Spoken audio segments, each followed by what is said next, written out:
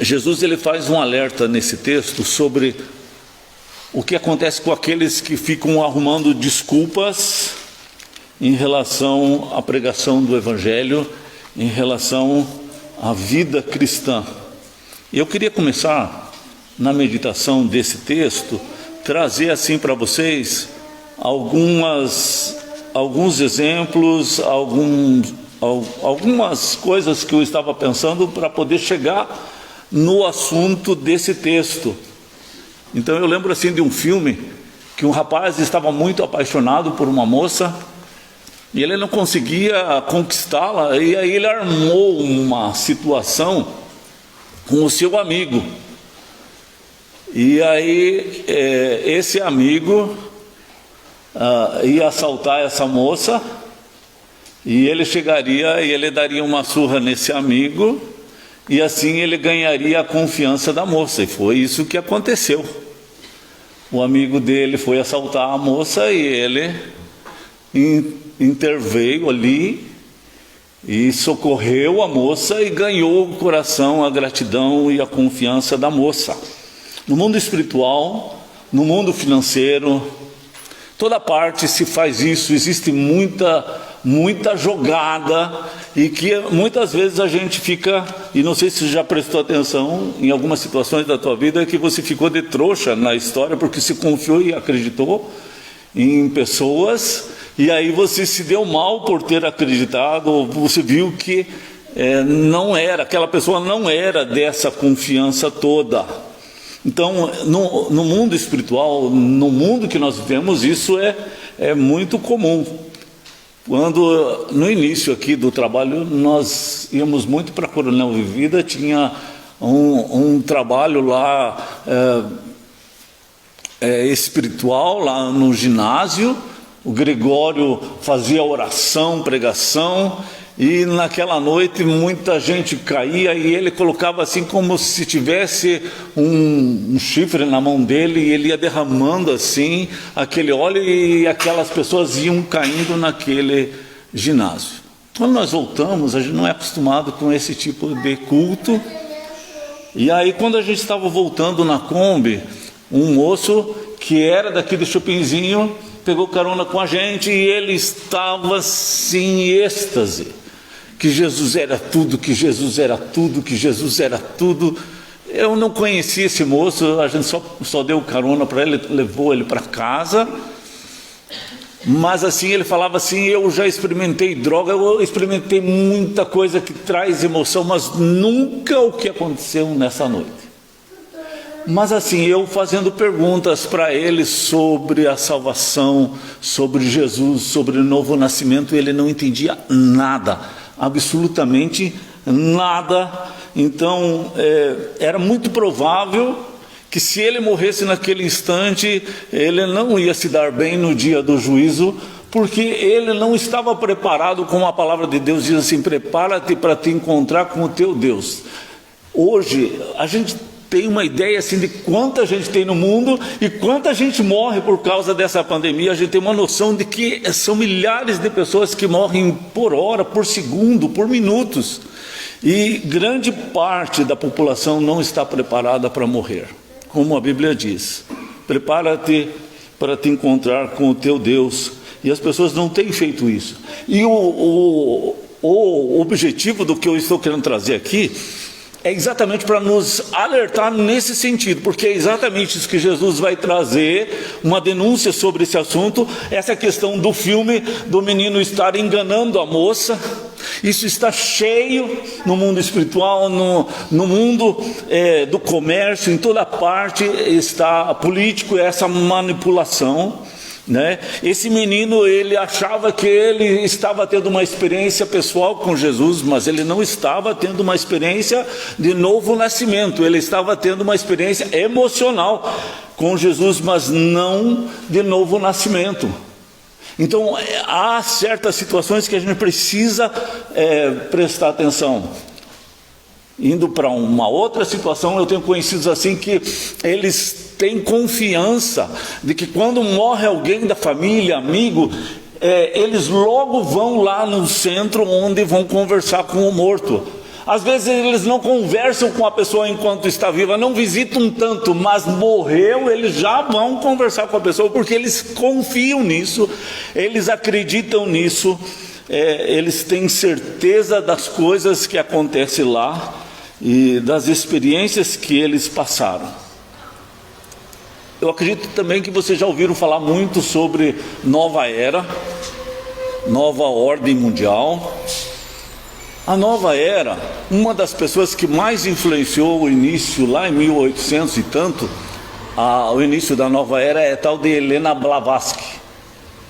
Ela é do esoterismo. Pelas leituras que eu fiz, das coisas que ela fala e escreve, dá para ver que ela já leu muito também a Bíblia. Então ela tem um conhecimento vasto do hinduísmo e de tudo quanto é religião. E ela teve uma experiência, uma vez, de estar num córrego, tomando banho lá, flutuando ali naquela água. E aquela experiência para ela foi uma experiência fantástica, porque ela começou a se sentir parte. Preste bem atenção nisso que eu estou falando aqui. Ela começou a se sentir parte daquela água, dos peixinhos que estavam naquela água, das algas, das rochas, das plantas, das árvores, dos passarinhos. Ela começou a se ver parte de tudo, e a experiência dela, ela diz que foi incrível nesse sentido. Sabe, isso foi muito lá em 1800 e tanto. Hoje a gente tem a ciência se multiplicando, e quanto mais a ciência se multiplicou, mais se percebeu de que o homem está conectado com as plantas, está conectado com a matéria, está conectado com o átomo, está conectado com tudo, e as ideias dela se fortaleceram muito em nosso tempo por causa da própria ciência. Mas começa ali a experiência fazendo algo muito importante, e que se você tentar conversar com ela, você não vai conseguir convencer ela que ela está errada. Você não vai conseguir convencer ela de que isso é esoterismo, de que isso é panteísmo, que Deus está em tudo, que está na vaca, que está... e que Deus é tudo isso. Ou o animismo, que é a religião mais antiga, que aí há um relacionamento com o espírito que está na rocha, o espírito que está na árvore, o espírito que está no passarinho, o espírito que está em tal coisa. E a gente não percebe que existe essa ideia por trás, de uma ideia mais antiga, como nesse caso o panteísmo, o animismo mais antigo e mais moderno, como foi nos dias de Jesus, o gnosticismo. Essa Helena, ela estuda teosofia, que seria todas essas coisas. Aí você podia dizer, mas o que isso tem a ver conosco, pastor? Nós estamos no tempo que se chama nova era, nova ordem mundial, e a gente não está prestando atenção no que está acontecendo. Na Olimpíada, que aconteceu no Brasil, já teve uma propaganda na televisão que eu peguei algumas coisas dessas ideias nas propagandas. E aí eu pedi para os meninos que são muito entendidos de computador para gravar aquela propaganda, para que a gente pudesse jogar aquela propaganda na tela e mostrar para vocês. Eles não acharam. É a única propaganda que teve na Olimpíada aqui no Brasil que não tem como gravar, não aparece. Todas as outras aparecem, menos essa que eu queria. E agora, para vocês se certificarem, não tem essa mesma propaganda, porque ela era uma propaganda muito bem elaborada, aquela propaganda na Olimpíada do Brasil. Essa que tem agora é parecida com aquela, mas ela é mais assim dos jogadores brasileiros, ela é mais brasileira a propaganda. Mas você já deve ter ouvido essa frase, eu sou você. Você faz parte de mim. Alguém já ouviu isso? Já ouviu essas frases agora? Nas propagandas da Olimpíada? Da turma do Brasil?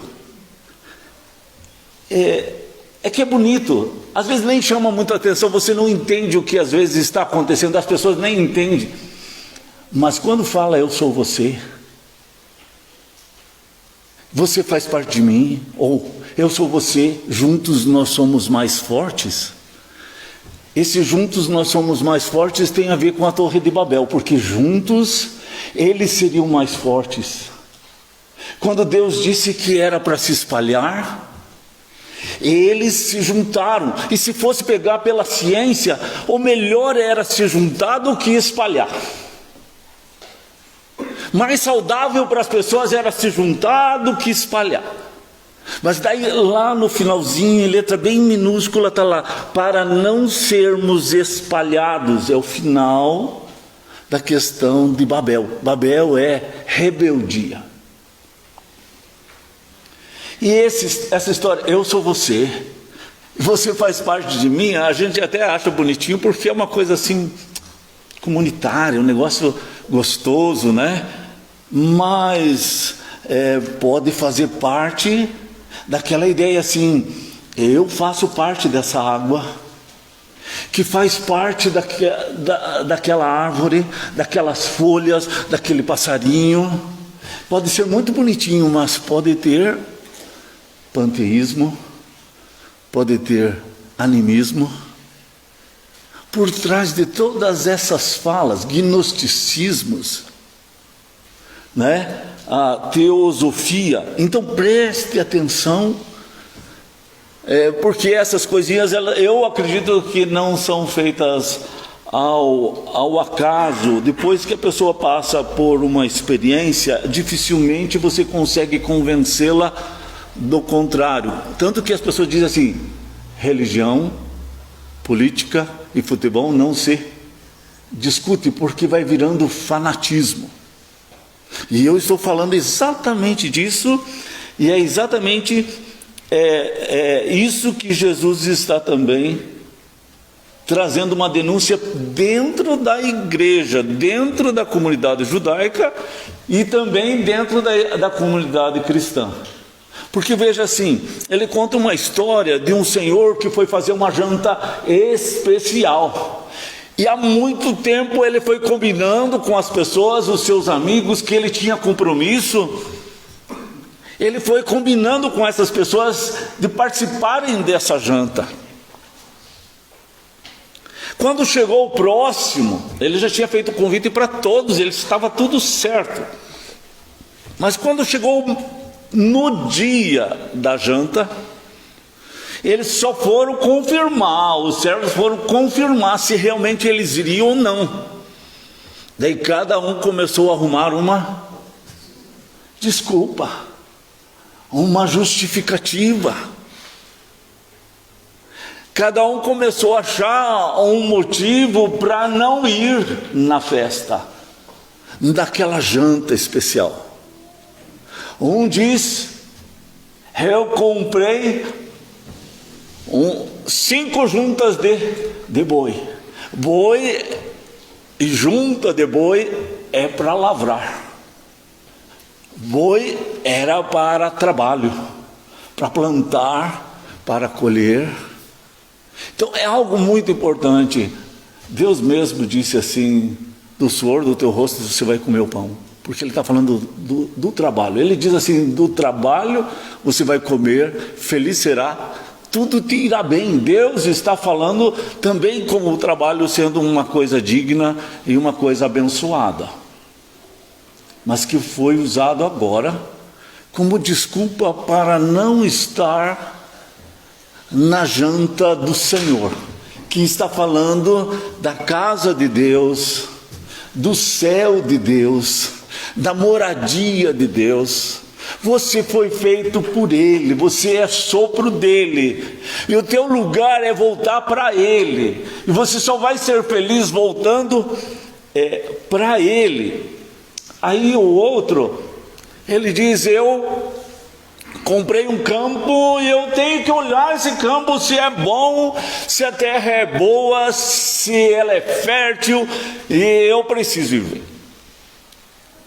Negócios que a pessoa tem. E é uma coisa abençoada também por Deus, que também é fruto do trabalho da pessoa. E Deus tinha já dito lá em Deuteronômio 27, 28, que você vai emprestar para as pessoas dinheiro. Você não vai tomar dinheiro emprestado, porque eu vou te abençoar, que você não vai precisar pedir dinheiro emprestado para ninguém. Lá no Salmo 121 ele diz assim: eu vou guardar você, aonde você for, eu vou ser guarda para você, a tua entrada, a tua saída, desde agora e para sempre. Então ele está falando de uma coisa que era bênção de Deus, a compra daquele campo, que Deus tinha abençoado a compra daquele campo. Mas a pessoa se entreteu tanto com bênçãos de Deus, que morreu e foi para o inferno. Diz o verso 24: porque vos declaro que nenhum daqueles homens que foram convidados provará a minha ceia. E está falando da ceia lá no céu, porque no início ele diz: ora, ouvindo tais palavras, um dos que estavam com ele à mesa disse-lhe: bem-aventurado aquele que comer o pão no reino de Deus. Se é gostoso comer o pão junto com os discípulos, junto com Jesus, imagine como é que vai ser lá no céu. Vai ser uma maravilha. E eles estavam imaginando como seria lá no céu. E aí Jesus começa a dizer: gente, mas presta atenção, eu estou fazendo uma denúncia aqui. Há muita gente que está dentro das igrejas que não vão participar da ceia do Senhor lá no céu. Por quê? Porque se distraíram com coisas que eu dei. O trabalho, que dignifica o homem, mas a pessoa só gastou a vida trabalhando. E pecado é ser preguiçoso. Só que ele está denunciando que a pessoa trabalha tanto e não tem tempo para Deus. Não tem tempo para ouvir a palavra de Jesus, nascer de novo e poder entrar no reino dos céus. A pessoa não tem tempo para prestar atenção na palavra, abrir os seus olhos, que quando o maligno trouxer essas teosofias e essas coisas que o pastor falou tão complicado, né? Quando uma Helena Blavatsky começar a trazer a mensagem dela, na Olimpíada você saber que ela está falando, que o diabo está falando. Prestar atenção, porque há uma luzinha que acende, você já pesca.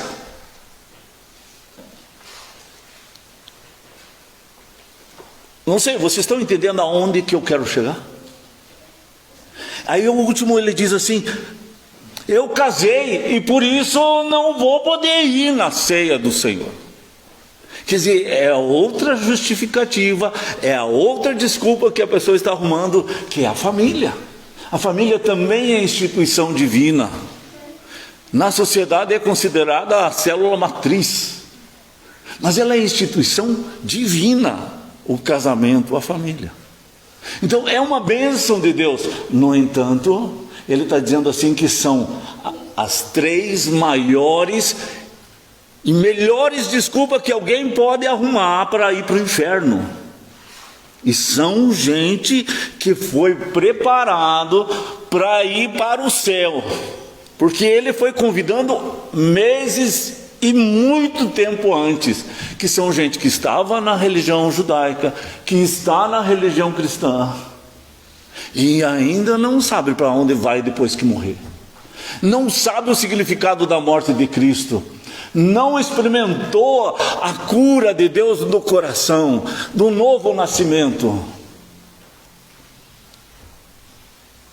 Sabe que Jesus morreu, mas não entende muito disso, não experimentou, como Paulo diz assim: eu sei em quem tenho crido, eu experimentei, eu sei o sabor, não é uma coisa que eu sei só na teoria. só da mente. Eu sei porque eu experimentei Jesus. Eu amo Jesus. Não é no sentido, eu conheço só Jesus, de ouvir falar. Jó diz, eu conhecia antes Deus de ouvir falar.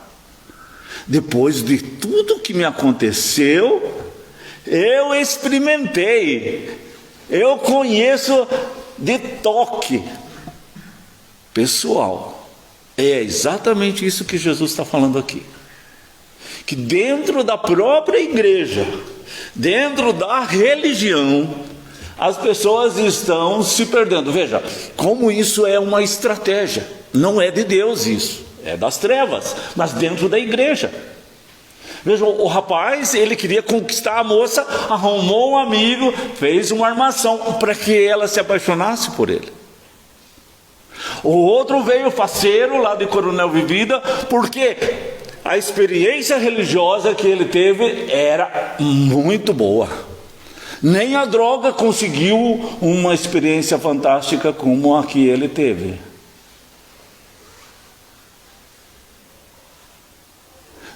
Jesus está denunciando assim, dentro da religião, dentro da igreja dos judeus, dentro da igreja cristã, também muitos vão ficar correndo ali atrás da família, vão correr atrás do trabalho, dos negócios, e vão se fascinar por essas coisas, e vão ficar tão fascinados por essas coisas que vão se perder dentro da religião,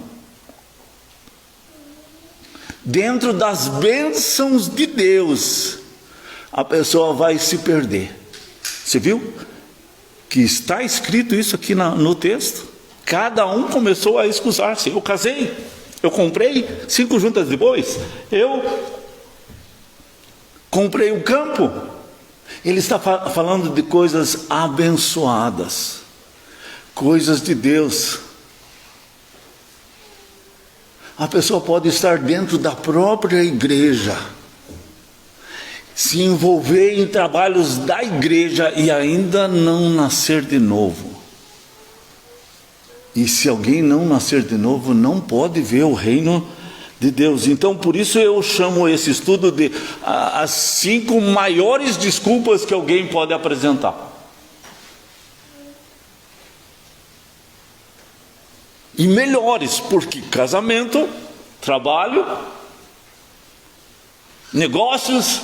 Quem que não gosta de uma coisa e que ainda tem a bênção de Deus? Mas veja assim, quando Jesus nasceu, diz o texto que não tinha lugar na estalagem. Todos os hotéis, as casas, e era o Filho de Deus que estava vindo nesse mundo. E ele foi nascer numa estrebaria.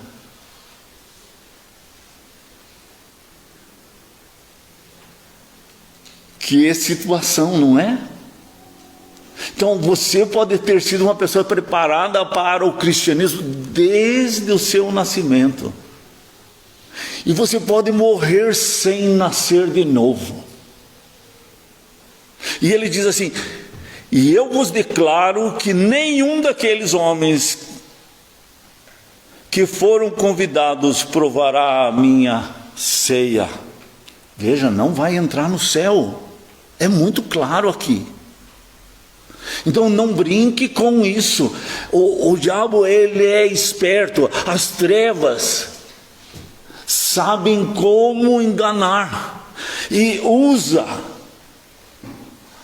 É igual aquele pescador, ele pega um peixinho e depois aquele peixinho que ele pegou, ele põe no anzol para pegar outro peixe. Dentro da igreja, dentro do cristianismo, Jesus já estava delatando isso. Então, queria chamar a atenção de vocês sobre isso, né? Eu sei que quando a gente não quer uma coisa, a gente já arruma uma desculpa facilmente. E a gente vai descuidando e os nossos olhos vão ficando cegos e a gente nem percebe aonde a gente está, a enrascada que a gente está caindo. Deus deu tantas coisas boas como o trabalho. O próprio dinheiro é uma coisa boa. Mas você não pode ser escravo do dinheiro, fascinado pelos negócios, fascinado por esse mundo, porque ele diz assim: não caia nessa cilada, mesmo que tenha a bênção de Deus, pode ser perigoso, né? O homem pode usar de uma forma errada e dizer: não tenho tempo, sou muito ocupado. Não havia lugar para Jesus nas hospedarias em Belém, a cidade de Davi, a cidade daquele que seria o pai do próprio Jesus, Davi. Belém é a cidade de Davi. Não havia lugar para o Filho de Deus nascer lá. Lembrem que em Sodoma e Gomorra, para tirar Ló de lá, os anjos foram lá. Gente, aquelas pessoas não viram como anjos, viram como homens bonitos para terem relações sexuais. A grande oportunidade que era de conversar com um anjo, eles não estavam nem aí. Belém, a grande oportunidade de poder pegar nos braços o Filho de Deus, do Criador do céu e da terra, não tinha lugar para ele. Isso pode estar sendo de uma forma representativa ao nosso coração. Não tenho tempo para ir. Vou para a igreja como um desencargo de consciência, mas não tenho um relacionamento pessoal com Ele. Depois você vai ter um relacionamento pessoal com a natureza. Você vai estar lá no rio, num córrego, e vai passar por uma experiência. E aquilo vai ser fantástico. Aí o segundo estado já se tornou pior que o primeiro, porque aí não tem mais o que convença o contrário. Tudo que eu falar não vai mais dar certo. É igual para aquele que tem uma política já toda formada. Tudo que eu falar não adianta mais nada, porque já fechou as portas, né? Todos eles tinham sido trabalhados com antecedência. Aí Jesus diz assim, que o Senhor falou: vai pelas ruas, vai pelos becos, vai pelas valas e vai trazer gente, porque eu quero a minha casa cheia. Ali estava incluindo Zaqueu, ali estava incluindo Maria Madalena, que tinha 7 demônios e que Jesus libertou, a mulher samaritana. E está incluindo quantos de nós? Que alguém diz assim: o cara aprontou e agora se converteu. É esses que ele está falando aqui. O ladrão na cruz que se converteu. Paulo, que era um perseguidor e passou a ser perseguido, Jesus, ele foi atrás dessas pessoas, e ele está chamando você para ir atrás também dessas pessoas. E então ele tem um plano, e ele vai realizar esse plano, porque vos declaro que nenhum daqueles homens que foram convidados provará da minha ceia, porque ficaram arrumando desculpa, estavam ali gastando o seu tempo com as bênçãos de Deus, com presentes que Deus dá, coisas boas que Deus dá. Mas aquilo que é o essencial é o relacionamento com Jesus. Nós vamos ter daqui a pouco a ceia. Sabe, a ceia está falando assim: alguém morreu no meu lugar. Quando eu fui batizado também estava falando a mesma coisa. Alguém morreu no meu lugar. Eu fui incluído lá na cruz de Cristo. Deus do céu olha para a cruz de Cristo e tem que enxergar o Marcos lá. E o Deus do céu, quando olha para mim, ele precisa enxergar Jesus. Se ele enxergar Jesus aqui vivendo em mim, eu estou preparado para morrer. Como diz a palavra, prepara-te para se encontrar com o meu Deus, com o teu Deus. Se Deus enxergar Jesus dentro aqui, eu estou preparado. Tanto a ceia como o batismo fala sobre isso. A ceia fala mais sobre o pecado que é destruído na cruz de Cristo. Jesus foi destruído, o pão e o vinho falam disso. Mas o batismo especificamente você foi crucificado com Cristo. Logo, hoje, você não vive mais para você. Você vive a vida de Jesus hoje. Gálatas 2, 19 e 20. Você não vive mais para você. A tua vida não é mais ganhar dinheiro. A tua vida não é mais negócios. A tua vida não é mais casamento, família. A tua vida é Ele. E essas outras coisas são bênçãos de Deus que Ele dá, mas o coração não está mais nessas coisas. Tanto que Ele diz assim: a marca do tempo do fim é a mesma marca do tempo antes do dilúvio. Comiam, bebiam, casavam, davam-se em casamento, compravam, vendiam. Tudo coisa boa, gente. Mas era a marca do tempo antes do dilúvio. E vai ser a mesma marca do tempo antes do fim, antes da vinda de Jesus.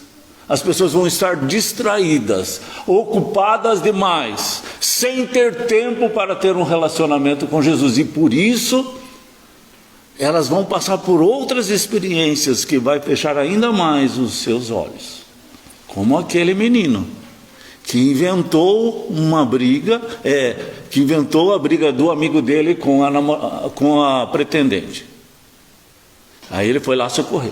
Mas é tudo artimanha das trevas, gente. Então, quem tem ouvidos para ouvir, ouça, né? Ore para Deus te dar compreensão de tudo que foi falado aqui. Leia de novo. Se você não entendeu, pega a live, ouça de novo. E ore para Deus te dar compreensão, porque a tua vida é única. Você não vai morrer e depois vai reencarnar de novo para ter mais uma chance de acertar. Você só tem uma vida aqui. A palavra de Deus diz em Hebreus 9, 27: ao homem está ordenado morrer uma só vez, e depois disso vem o juízo.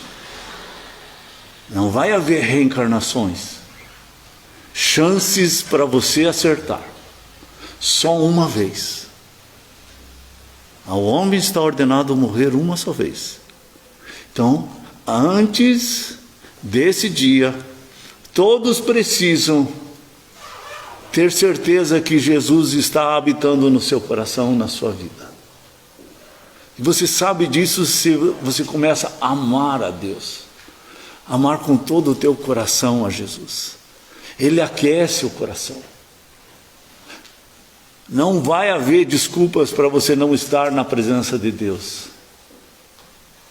Sempre prioridade vai ser a presença de Deus, acima de qualquer coisa, acima do casamento, acima do dinheiro, acima da profissão, acima dos negócios, acima do comércio, acima da loja, acima da escola, do que for. Ele está acima. Amém? A Sônia faz uma oração. Senhor nosso Deus, somos gratos pela oportunidade que o Senhor tem nos dado de estar na tua casa, estarmos ouvindo a tua palavra, estarmos primeiramente também louvando o teu nome, Deus. Muito obrigada, Deus, porque nós temos este lugar para aprendermos do Senhor. Deus, eu peço assim que o Senhor amplie o nosso entendimento dessa palavra que foi falada nesta noite.